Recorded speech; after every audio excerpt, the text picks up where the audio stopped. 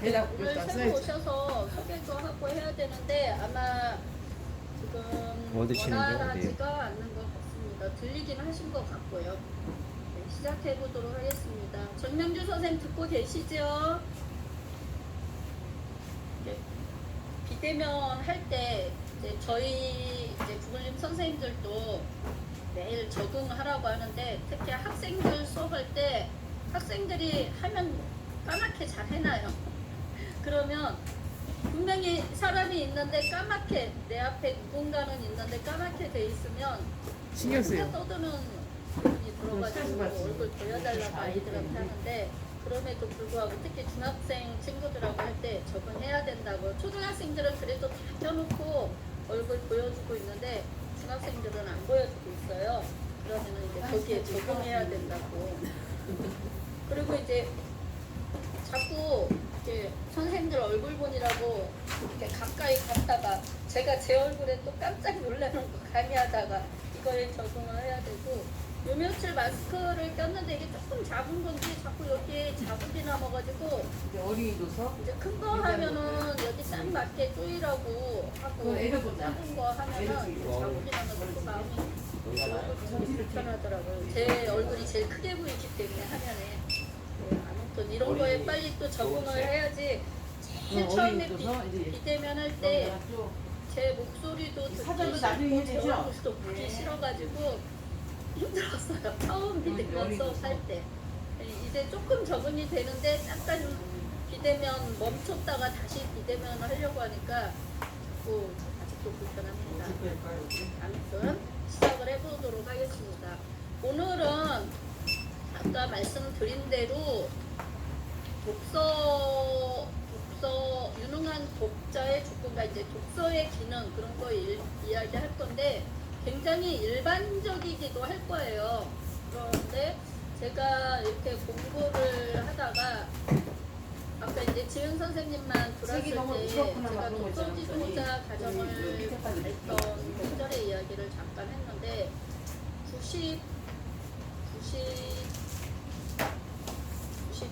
95년, 6년 이제 그 당시에 독서 지도라는 유행을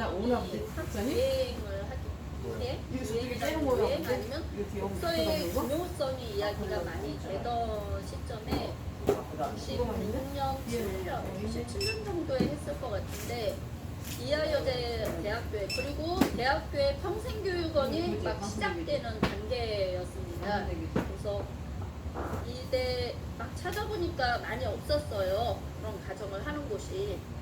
그런데 이대 독서 지도자 평생교육원에 지도자 과정이 생겨서 이제 지금 선생님들이 6기라고 표현을 하는데 그 당시에 이하여자대학교 교육원에서 제가 3기로 독서 지도자 과정을 시작을 했습니다. 초급 과정. 그리고 그런 것들은 초급, 중급 이런 거를 단계별로 안 밟으면 이제 접수조차 할 수가 없어서 그래서 초급부터 중급, 고급을 하고 또 이제 그렇게 공부하는 사람들이 막 모이니까 정보 교환이 되잖아요.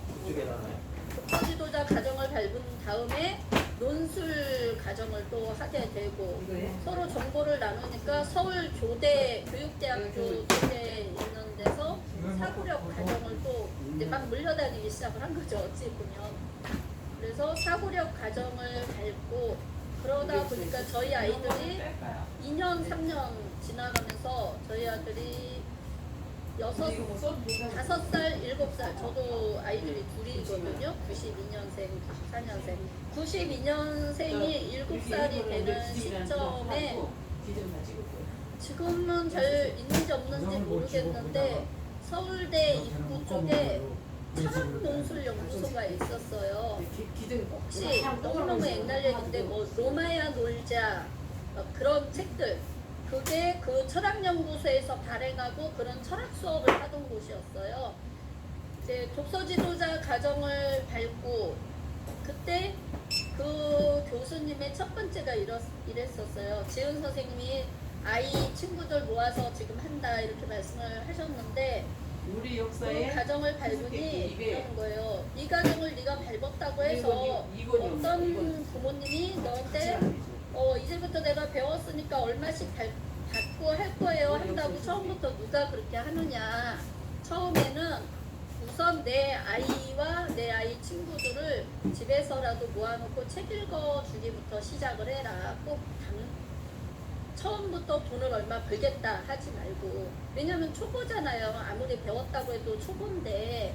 그래서 내 아이와 내 아이 친구들을 데리고 책 읽어주는 것부터 시작을 해서 그게 실력이 쌓이고 또 아이들도 좋아하고 그러다 보면은 자꾸 돈 줄 테니까 우리 아이도 해주세요, 우리 아이도 해주세요 이렇게 된다. 그렇게 시작을 해야 된다. 이렇게 그래서 독서 쪽을 시작을 하고 하다 보니까 노마 놀자 그런 중에 철학 연구소에서 발행하는 책들이 내 손에 접해지고 너무 프로그램이 좋으니까 철학연구소를 우리 아이를 데리고 다니기 시작했어요.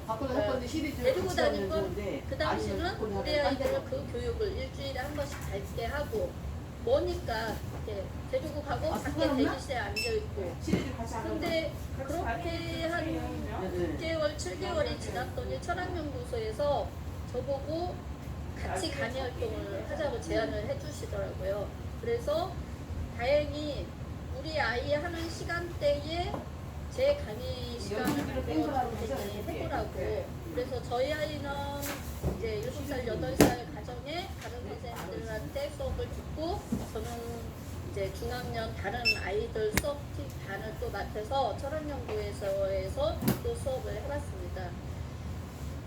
독서 지도 다루고 논술 과정 다루고 철학연구소의 과정 다루고 다 수업이 내가 공부를 많이 한 거에 따라 아이들하고 할 수 있는 접근법과 방향이 다 다르게 나올 수밖에 없더라고요.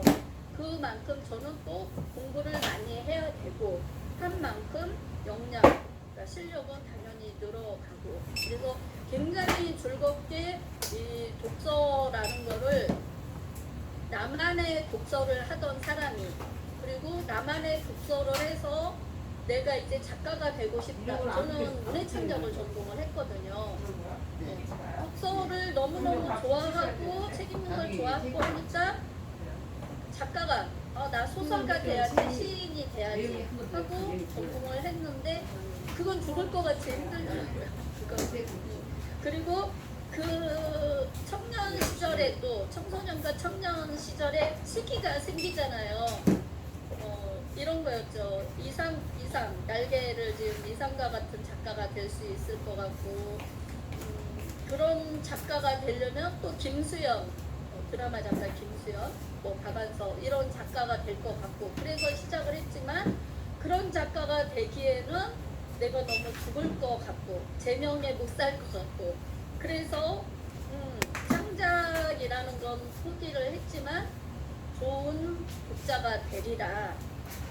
또 자존심은 있어서 창작은 못하지만 너무너무 좋은 독자는 돼야지 하고 마음을 먹었는데 아이를 이제 갖게 되니까 아이들한테 좋은 책으로 공부, 좋은 책 가지고 이야기를 하고 싶어서 독서 지도 내가 읽기만 했고 써보기만 했는데 책을 가지고 아이들하고 하려니 어떻게 접근할지 몰라서 그래서 찾아봐서 평생교육원 가서 독서 지도자의 과정을 겪고 그러다 보니 독서라는 걸 가지고 또 가르치는 역할 그 당시는 가르친다고 생각을 했어요.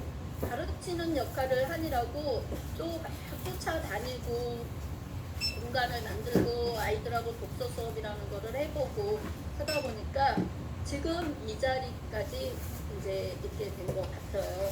그러면서 그 과정을 거쳐오고 또 아이들하고 많은 활동을 하면서 저도 많이 바뀌었어요. 독서라는 거에 대한 생각 그리고 아이들하고 독서 활동을 어떻게 해야 되는지에 대한 생각도 많이 바뀌었습니다. 그 뜻은 뭐가 되냐면 처음에 시작할 때 시작도 하기 전에 독서에 대한 생각 또 아이들하고 만나기 시작할 때의 생각 그리고 아까 말한 고전 근현대사에 나왔던 책들 가지고 했을 때의 생각 그게 바뀐 것처럼 지금 아마 선생님들하고 강의라는 이름으로 이렇게 이야기를 하고 또 몇 년이 지나면 거기에 대한 생각이 조금 더 그동안 바뀌었다는 걸 여기서 느낄 수도 있다라고 생각합니다. 이 바뀐다라는 아니 거기는 거는 아직 선정을 안 지식적인 했으니까 부분이 바뀐 게 아닌 바뀌었다라기보다는 관점, 거기서 책에 대한 관점이 바뀌었다라는 거고 책에 대한 관점이 왜 자꾸 바뀌느냐 이거는 세상을 바라보는 눈이 바뀌기 때문에 책에 대한 관점이 바뀌다고 말씀을 드릴 수 있을 것 같아요. 그러면 세상을 바라보는 시각이 바뀌는 거는 어떤 부분이냐고 또 말을 해볼 수 있냐면 이런 걸 것 같아요. 그때는 맞고 지금은 틀리다 이렇게 되는 부분. 왜냐하면 저희가 인권이라는 개념, 인식이 없을 때 노예제도에 대한 다르잖아요. 작년에 아마 일어났던 사건 중에 하나가 이런 거죠. 바람과 함께 사라지다라는 이 영화 그리고 미국의 바람과 함께 사라지다가 전용 극장이 있다라는 말을 했었거든요. 그러면서 작년에 그거를 폐가 닫는다라는 이야기가 있었어요. 왜 그런 이야기가 있었냐면 바로 인권 문제, 여성에 대한 인권, 노예제도에 대한 인권. 근데 크게 보면 그게 다 인권이잖아요. 근데 세부적으로 보면 여성에 대한 시각, 사람에 대한 시각, 인종에 대한 시각들이 더 이상 그게 굉장히 각광받고 최고의 영화, 뮤지컬, 문학으로서의 각광받던 시절이 있었지만 바로 지금 살아가는 시대에 그걸 바라보는 관점에 너무 많은 문제가 있다라고 했기 때문에 바뀌는 거잖아요. 그런 것처럼 우리가 이 시대를 살아가는 인식이 미처 인식되지 못하고 사회를 인식했던 시점과 아 맞아 그랬지 하고 알기 시작하는 인식의 시점이 바뀌니까 바로 세상을 바라보는 인식이 달라지니 관점이 달라지고 그러니 독서라고 하는 부분들에 대해서 바뀌어왔다라고 이렇게 말씀을 드릴 수 있을 것 같아요. 바람과 함께 사라지다로 이야기한 것처럼 환경의 문제도 바로 그렇죠.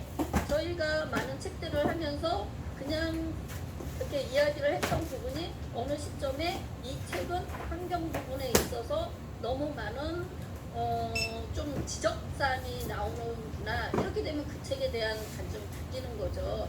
이런 것처럼 독서에 대한 독서라는 것 자체가 세상을 바라보는 관점, 가치관을 갖게 하는 부분이기 때문에 바로 독서를 하는 사람으로서 바뀌어지는 부분이 생긴다 이렇게 말씀을 드릴 수 있을 것 같습니다.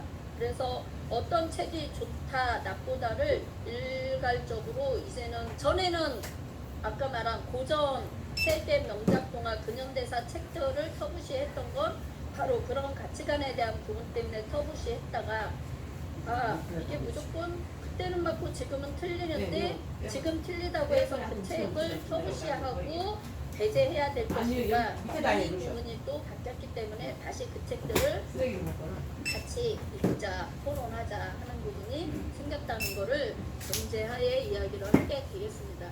그래서 이렇게 바뀌는 부분들이 생겼기 때문에 제가 선생님들에게 강의하면서 약간 헷갈리게 혼란되게 말하는 부분이 그거에 대해서 짚기 때문에 왜 전에는 그랬는데 지금은 이런다 이 이야기를 하면서 선생님들에게 혼란의 지점이 생길 것 같아요.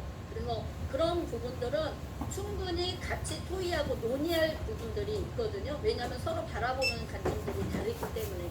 그런데 저는 세상을 바라보는 그리고 이 독서 활동을 계속하는 것 중에 하나가 세상이 계속 바뀌어 오면서 우리가 미처 세상에 대한 사람에 대한 갖지 못하는 인식들 사람이 먼저이고 세상이 다 같이 사는 세상으로 가기 위해서 인식되지 못하는 것들을 같이 인식하고 찾아내고 그거를 지켜나가기 위한 이거를 하고자 하기 때문에 또 독서 활동을 계속하는 목적이기도 합니다. 제가 그래서 이런 부분들을 말씀을 드리면서 우선 이렇게 이야기를 길게 한 거는 책에 대한 인식 때문에 했습니다. 제가 공유를 하나 더 하겠습니다.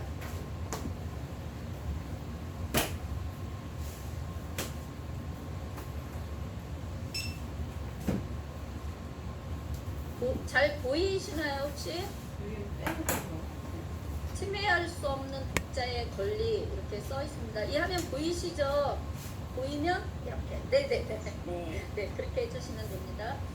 이거는 다니엘 페나크의 소설책이라는 책 중에 이제 독자의 권리, 책에 대한 독자의 권리에 대한 게 있습니다. 아마도 우리가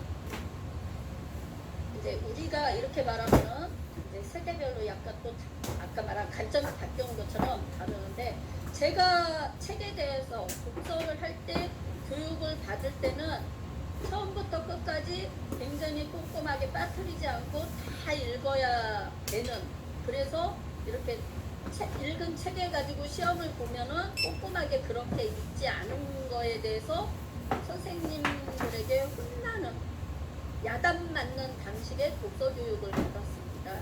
그런데 지금은 우리 아이들이나 이렇게 독서 교육을 할 때 그렇게 하지는 않아요.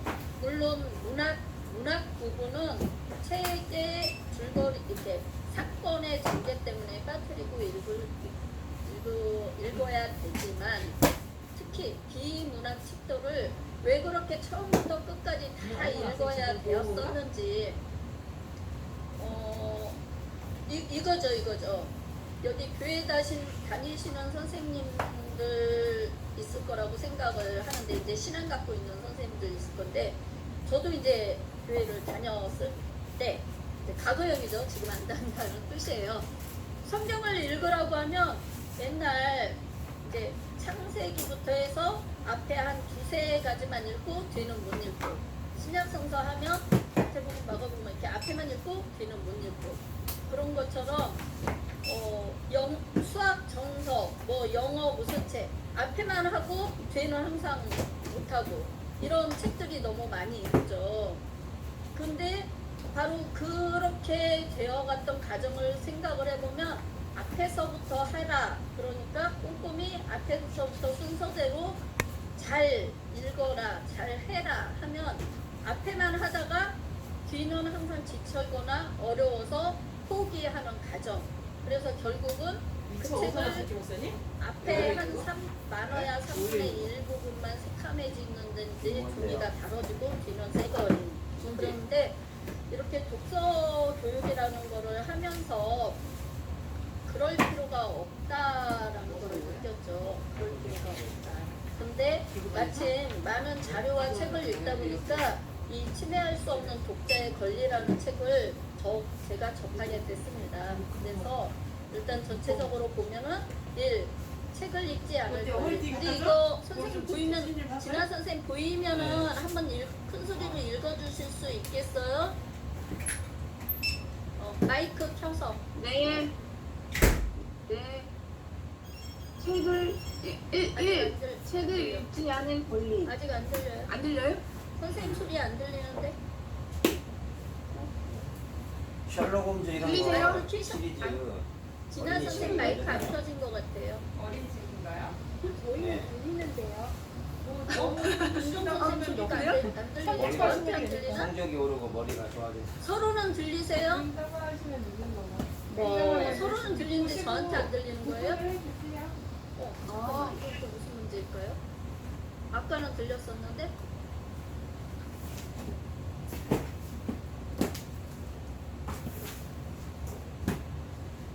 잠깐만요.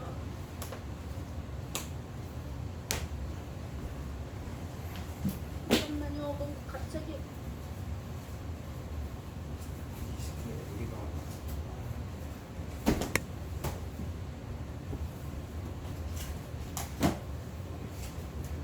진아 선생님 말씀 한번 해볼래요? 네. 들리세요? 죄송합니다. 저한테 지금 선생님 말이 안 들리네요. 선생님들끼리는 들린다고 하는데 이거 어떻게 해야 되나 모르겠네. 스피커가 잘 켜 있는데. 아이고 큰일 났다 또. 잠깐만요.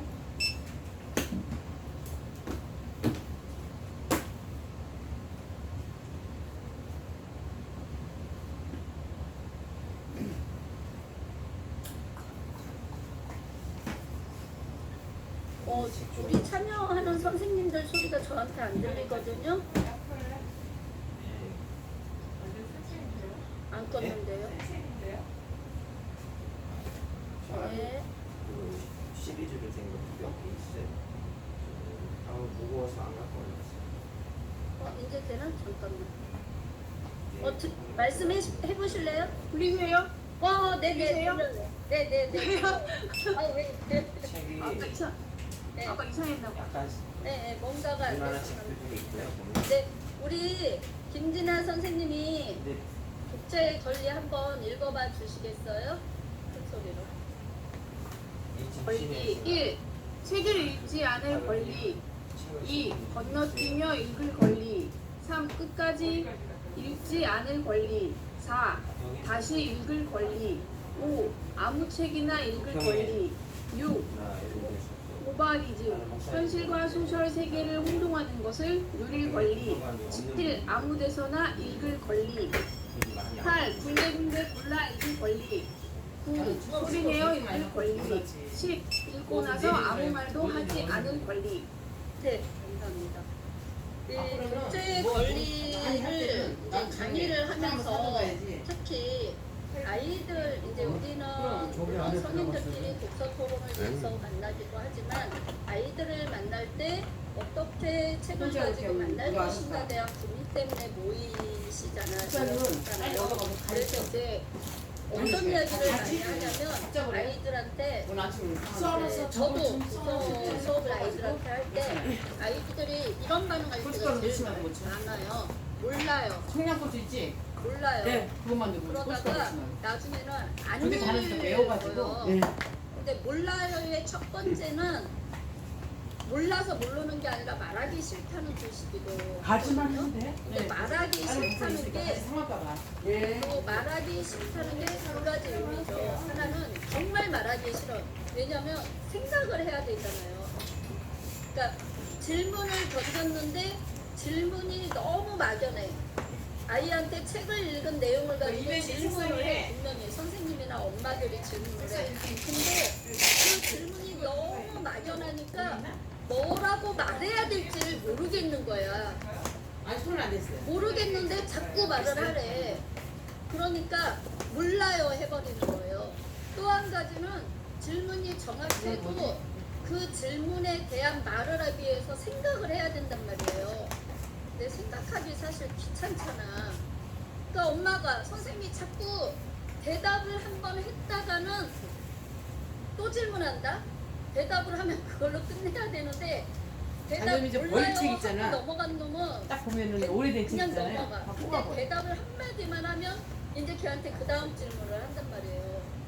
그래서 한 번 해주고 두 번 해주면 자꾸 나한테 질문을 하기 때문에 몰라요 해버리는 건 그 다음 질문을 못하게 하기 위한 차단이에요. 그러죠? 말하기 싫다. 질문이 정확하지 않아서 첫 번째는 진짜 모르겠다. 어떻게 말해야 될지 모르겠다. 두 번째는 이거 대답했다가는 이 사람이, 이 선생님이, 이 엄마가 또 질문할 거야. 그러려면 난 또 생각해서 또 말해야 되니까 아무 말 하지 말아야지. 몰라요. 그러면 이렇게 물어보고 저렇게 물어보다 보면 그 다음에는 안 읽는 게 제일 속편한 거예요. 안 읽어버리고 시작하거든요. 바로 읽고 나서 아무 말도 하지 않을 권리를 이야기해야 되는 게, 그래서 제일 가까이 있는 사람은 차라리 안 하는 게 애들 독서에 방해를 안 하는 사람이다. 이 생각을 좀 들기도 아예 해요. 그냥 전에는 그렇게 강의를 하고 다녔어요.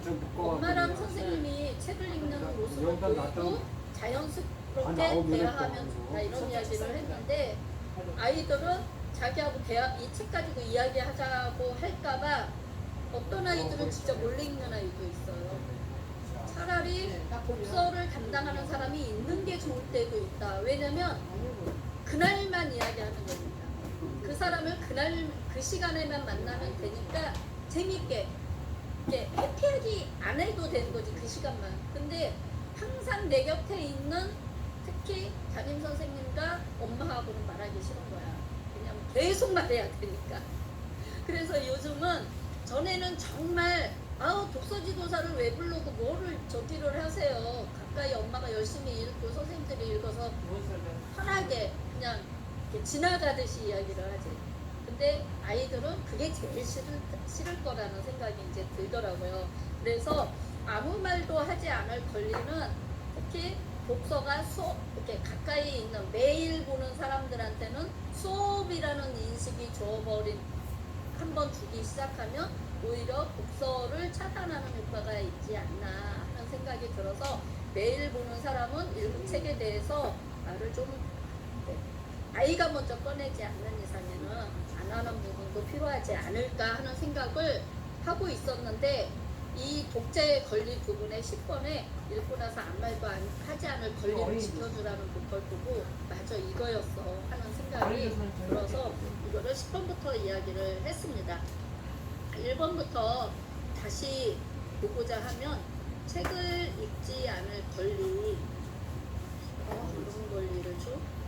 책을 읽지 않아도 된다는 건 아닐 겁니다. 근데 특히 요즘은 책이 막 죽으라고 이제 그 교육에서도 수동적인 교육과 이렇게 적극적인 교육 이야기를 하는데 자꾸 그러다 보니까 자기주도 학습이니 뭐니 막 나오는데 어른들은 이렇게 일반적인 강의를 더 좋아하는 편이에요. 자꾸 말 시키는 거 안 좋아하죠. 이제 대답을 하고 생각을 해야 되고 무슨 말을 해야 되는지 고민을 해야 되니까. 근데 아이들도 사실은 그게 편할 거예요. 근데 우리가 이제 영상시대 하는데 TV나 유튜브나 뭐는 일반적으로 듣기만 해도 괜찮아요. 근데 책 같은 경우는 정말 내가 내 눈으로 하나하나 읽어야 되는 과정을 해야 되니까 조금 더 이렇게 적극성이 띄어지지 않으면은 힘들죠. 분명히 책을 잘 읽는다고 하는데 아이들을 만나보면 글자만 읽는 거 이렇게 독해는 안 되는 거예요. 분명히 줄거리도 알아요. 줄거리도 아는데 무슨 뜻인지는 몰라요. 굉장히 많아요. 이런 상황들이 지금. 아마 국어 능력이라고도 말을 하기도 하는데 자꾸 책을 읽으라고 하니까 읽어서 이렇게 흐름, 줄거리의 흐름, 그냥 주인공이 어떻게 했고 거기에 나오는 뭐 엄마가 어떻게 하고 이런 줄거리를 말하는데 무슨 뜻인지는 모르는 경우도 굉장히 많아요. 요즘 아이들이. 이거는 책을 막 읽어라 해서 많이 읽는다고 되는 문제가 아닌데 우리가 독서라는 거에 대한 접근성을 어떻게 하나의 문제일 것 같아요.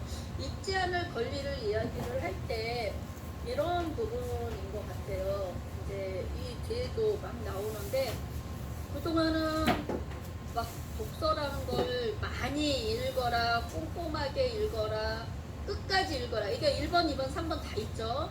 끝까지 읽어라, 꼼꼼하게 읽어라, 막 이런 이야기. 그리고 또 좋아하는 책 가지고 아이들은 여러 번 읽거든요. 그러면 엄마는 그래요.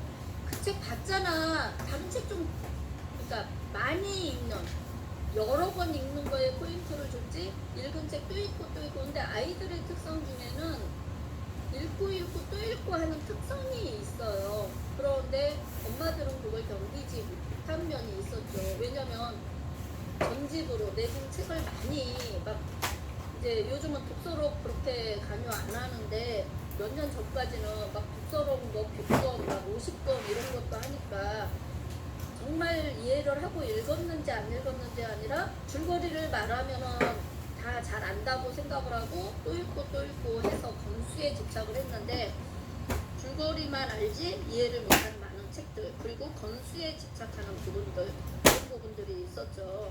그래서 책을 읽지 않아도 되는 선택권을 주면서 한 권을 읽더라도 어떻게 읽게 할 것인가에 대한 고민을 더 해보는 그럴 때 건너뛰어도 괜찮고 끝까지 읽지 않아도 되고 다시 읽을 권리 본책 또 보고 하는 것들을 보장해 주는 게 어쩌면 아이들이 책을 읽는 능력, 그러니까 읽기 시작하는 거나 읽는 능력이 향상되는 거에 도움을 되지 않을까 하는 부분을 이걸 보고 읽었습니다. 그리고 이제 중요한 거, 아무 책이나 읽을 권리.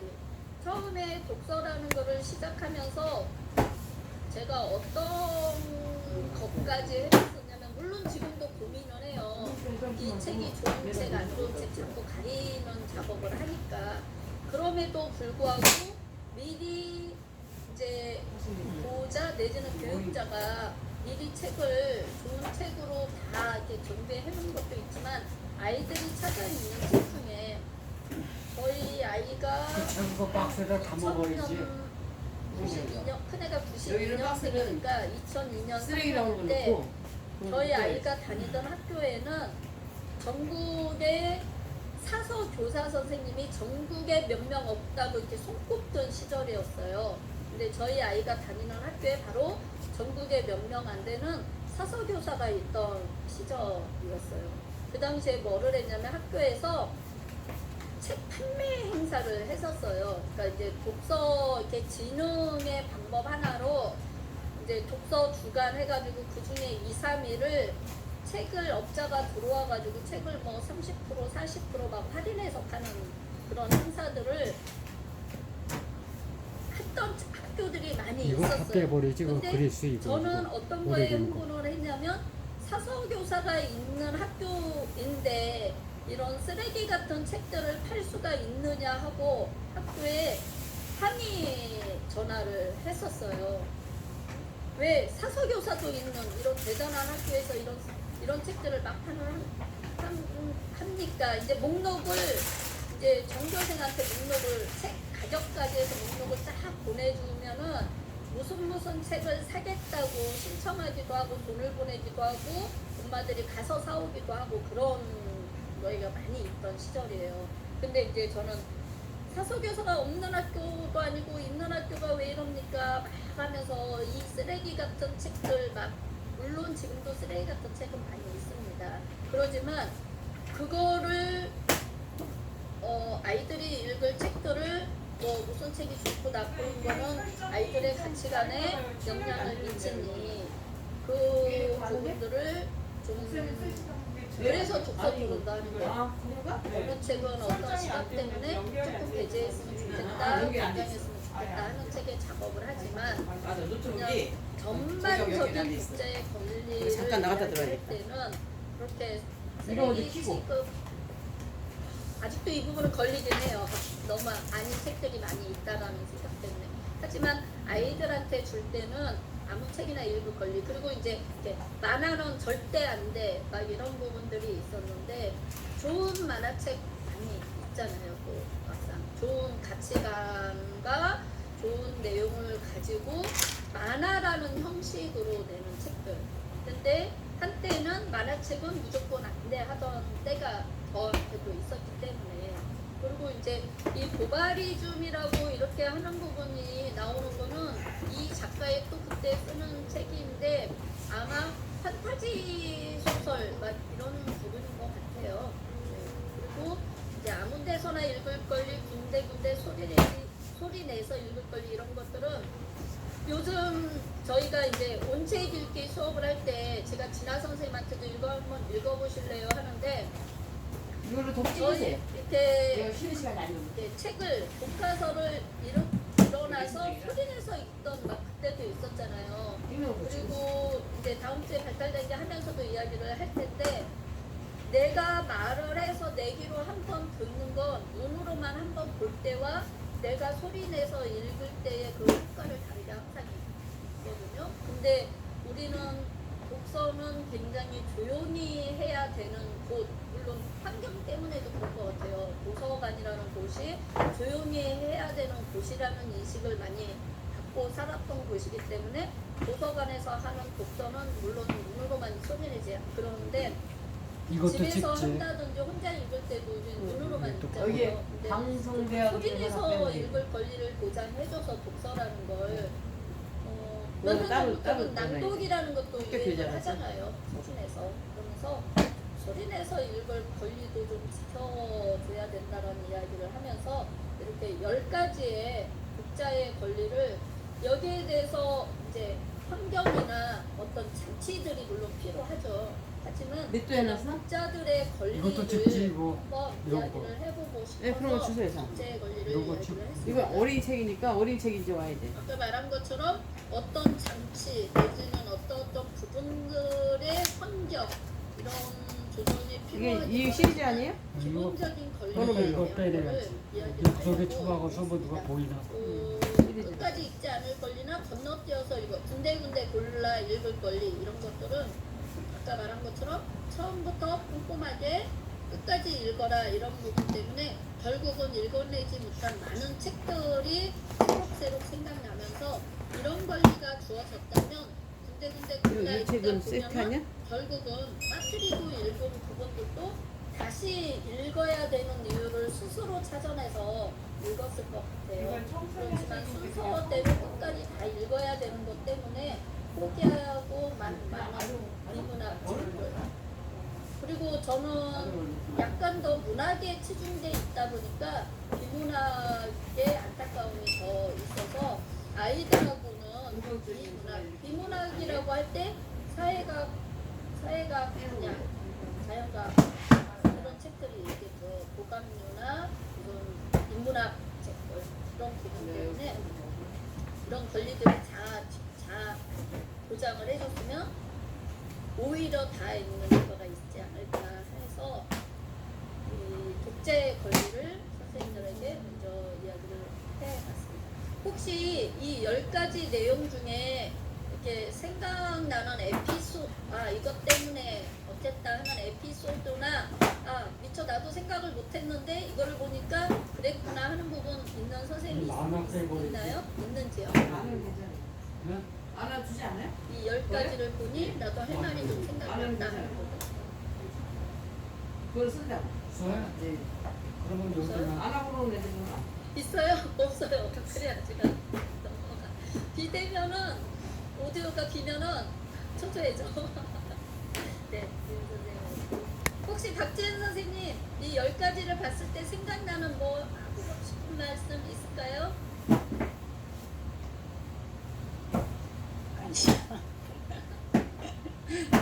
네, 알겠습니다.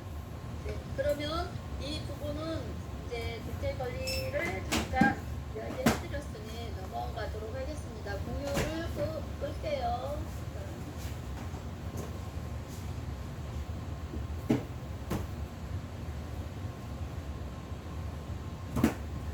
네.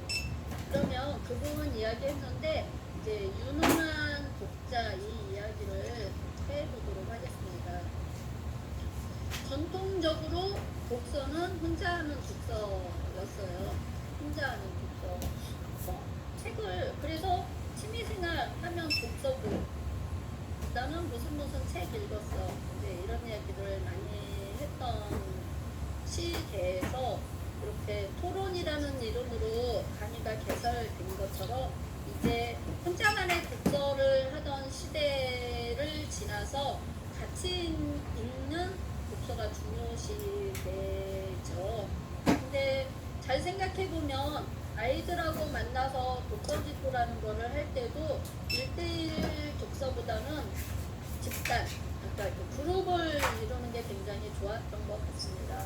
아마도 이렇게 독서 토론이 서민들 사이에서도 더 많이 이야기한 거는 아이들의 그룹 독서 지도라는 게 활성화되고 그 효과들을 많이 보면서 독서라는 게 같이 읽는 게 어떤 효과였는지를 알게 되는 부분이지 않았나 하는 생각이 많이 듭니다.